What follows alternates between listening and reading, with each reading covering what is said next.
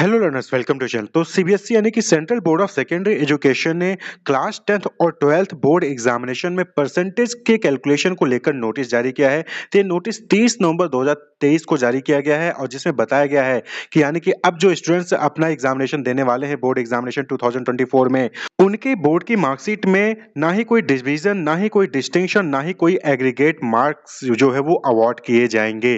तो ये जो है बिग चेंज है। तो यहाँ पर आपको ध्यान रखना है कि 30 नवंबर 2023 को ये नोटिस जारी किया, बताया गया है कि क्लास और 10th और 12th के जो बोर्ड की मार्कशीट होगी उसमें कोई भी डिवीजन यानी कि फर्स्ट डिवीजन है, सेकंड डिवीजन है, थर्ड डिवीजन है, ये नहीं बताया जाएगा।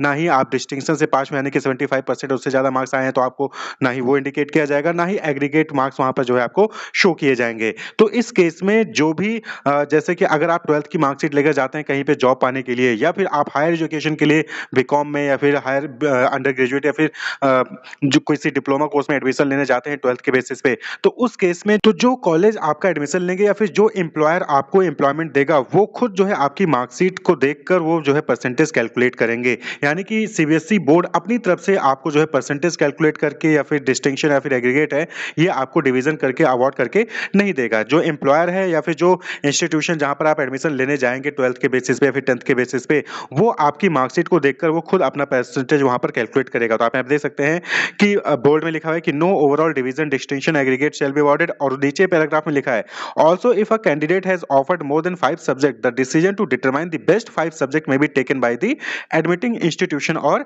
एम्प्लॉयर। यानी कि अगर आपने 5 से ज्यादा सब्जेक्ट लिए रखे हैं तो बेस्ट 5 सब्जेक्ट कौन से चूज करने हैं वो आपके जहां पे भी आप एडमिशन लेंगे या फिर जो भी एम्प्लॉयर होगा जहां पर आप जॉब के लिए अप्लाई करें वो डिसाइड करेगा। Further it is informed that the board does not calculate declare inform percentage of marks if the percentage of marks is required for higher education or in employment, the calculation if any may be done by admitting institution or employer। तो CBSE board जो है आपके percentage of marks को calculate करके नहीं बताएगा। अगर employer को या फिर एडमिटिंग इंस्टीट्यूशन को रिक्वायर्ड है तो वो खुद जो है आपकी मार्कशीट को देखकर वहां पर वो कैलकुलेट करेंगे।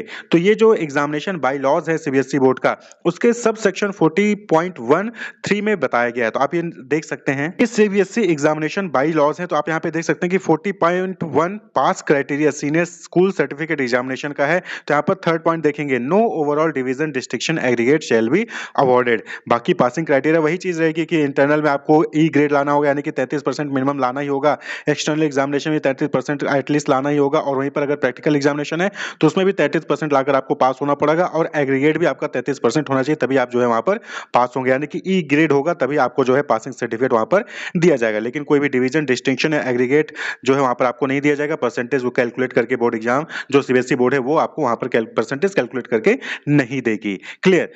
तो जब भी आप 10th के बेसिस पे फिर 12th के बेसिस पे कहीं एडमिशन लेंगे या फिर कहीं जॉब पे जाएंगे तो जो एडमिशन आपका ले रहा है, जो एम्प्लॉयर आपको एम्प्लॉयमेंट दे रहा है, वो आपकी मार्कशीट को देखकर वहां पर जो है आपके परसेंटेज को खुद कैलकुलेट कर लेगा। और 5 से ज्यादा सब्जेक्ट है तो कौन सा बेस्ट 5 लेना है वो भी वो खुद डिसाइड करेगा, जो एम्प्लॉयर है या फिर जो एडमिटिंग इंस्टीट्यूशन है।